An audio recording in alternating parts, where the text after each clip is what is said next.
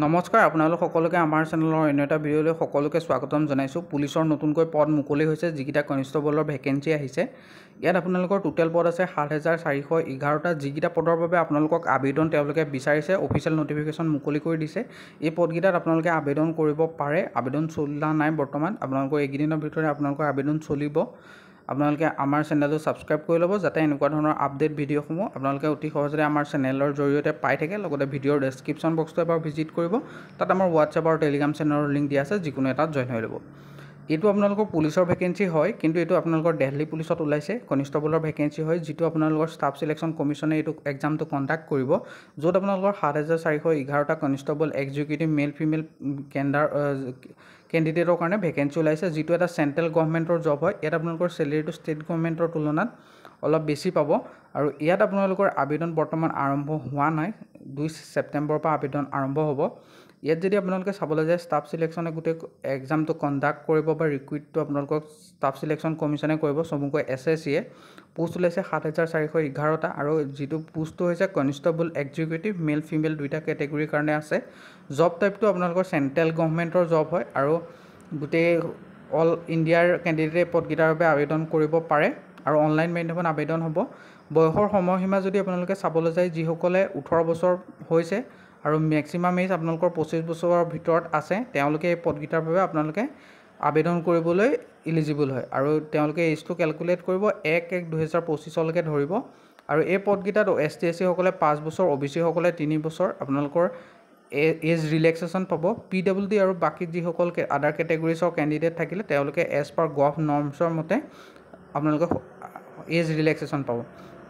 আৰু আপোনালোকে আমাৰ হোৱাটছআপ যিটো চেনেল, সেইটোত আপোনালোকে জইন হৈ লওক। মই ভিডিঅ'ৰ ডেছক্ৰিপশ্যন বক্সতো তাৰ লিংক দি দিছোঁ।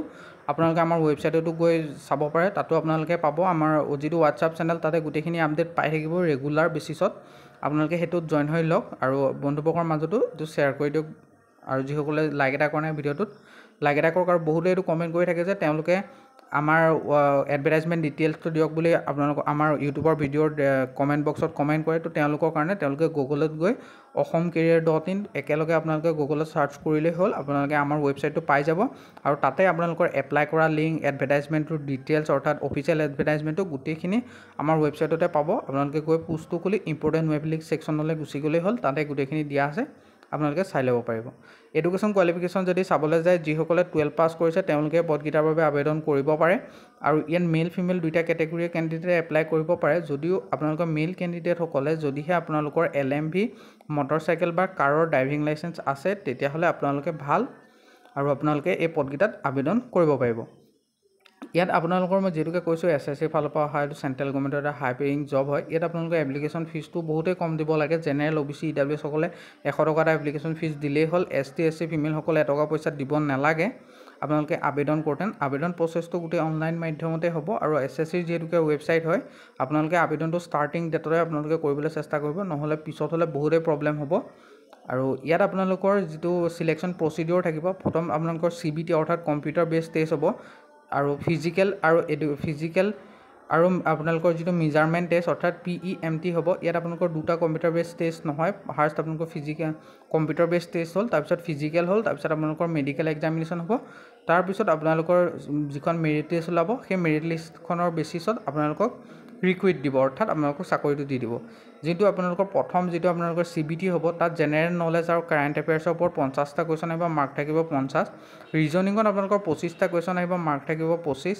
নিউমাৰিকেল এবিলিটিৰ ওপৰত 15টা কুৱেশ্যন আহিব, আৰু মাৰ্ক থাকিব 15। কম্পিউটাৰ ফাণ্ডামেণ্টেল, মাইক্ৰ'ছফ্ট অফিচ আৰু ইণ্টাৰনেটৰ ওপৰত এটচেট্ৰাৰ ওপৰত আহিব, সেইটো 10টা কুৱেশ্যন আহিব, মাৰ্ক থাকিব 10। টোটেল 100টা কুৱেশ্যন আহিব, মাৰ্ক থাকিব 100। এনেদৰে আপোনালোকৰ যিটো এক্সাম হ'ব, সেইটো পেটাৰ্ণটো হ'ব। আপোনালোকৰ তেনেদৰে আপোনালোকে এক্সামটো দিব লাগিব। আৰু এক্সামটো মই ভাবোঁ আপোনালোকৰ যোৰহাটতো পাৰিব দিব, আপোনালোকৰ গুৱাহাটী, শিলচৰ, আপোনালোকৰ ডিব্ৰুগড়, তেজপুৰ, এইকেইটা আপোনালোকৰ SSCৰ যিটো চেণ্টাৰ পৰে, আপোনালোকে ইয়াত প্ৰথমটো এক্সাম আপোনালোকে দিব পাৰিব। এইটোত চিলেক্ট হোৱাৰ লগালগ আপোনালোকৰ যিটো ফিজিকেল, তাত যাব। ফিজিকেলত যদি চাবলৈ যায়, ষ্টেণ্ডাৰ্ডটো হাইটটো 170 চেণ্টিমিটাৰ আপোনালোকৰ মেল কেণ্ডিডেটৰ কাৰণে, আৰু ফিমেলৰ কাৰণে 157 চেণ্টিমিটাৰ।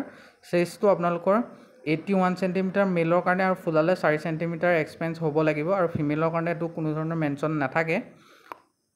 আৰু এইটোৱে হ'ল আপোনালোকৰ যিটো ফিজিকেল ষ্টেণ্ডাৰ্ড সেইটো আপোনালোকৰ মেইন আৰু ঠিক তেনেদৰে আপোনালোকৰ ফিজিকেল ষ্টেণ্ডাৰ্ডৰ লগতে আপোনালোকৰ ফিজিকেল যিটো টেষ্ট হ'ব অৰ্থাৎ লং জাম্প হাই জাম্প হওক সেইখিনি হ'ব ইয়াত যদি আপোনালোকে চাবলৈ যায় যিটো ফিজিকেল ষ্টেণ্ডাৰ্ড আপ টু 30 বছৰলৈকে তেওঁলোকক 1600 মিটাৰ ৰেচ হ'ব যিটোত আপোনালোকৰ 6 মিনিট সময়ত আপোনালোকে কভাৰ কৰিব লাগিব আৰু এইটো হৈ গ'ল মেল কেণ্ডিডেটৰ কাৰণে লং জাম্প 14 ফিটৰ হ'ব হাইট জাম্প আপোনালোকৰ 3.9 হ'ব ইঞ্চিছৰ হ'ব এইখিনি আপোনালোকে চাই ল'ব আমাৰ ৱেবছাইটটো ভিজিট কৰি আৰু ঠিক তেনেদৰে আপোনালোকৰ ফিমেল কেণ্ডিডেটৰ কাৰণে থাকিলে আপোনালোকৰ আপ টু 30 ইয়াৰ্ছলৈকে আপোনালোকে চাব পাৰে ৰেচটো 1600 মিটাৰ ৰেচ 8 মিনিটত কমপ্লিট কৰিব লাগিব লং জাম্পটো 10 ফুট মাৰিব লাগিব আৰু হাই জাম্প আপোনালোকৰ 3.9 তো তেনেকৈ আপোনালোকৰ ষ্টেণ্ডাৰ্ড দি দিছে এজ ৱাইজ আপোনালোকৰ দিছে সেইখিনি আপোনালোকে এবাৰ গৈ চাই ল'ব আমাৰ ৱেবছাইটটোত আৰু নটিফিকেশ্যন ৰিলিজ হৈছে 2 ছেপ্টেম্বৰ নটিফিকেশ্যনত আপোনালোকৰ এইটো এপ্লাই ডেট আৰম্ভ হ'ব 2 ছেপ্টেম্বৰৰ পৰা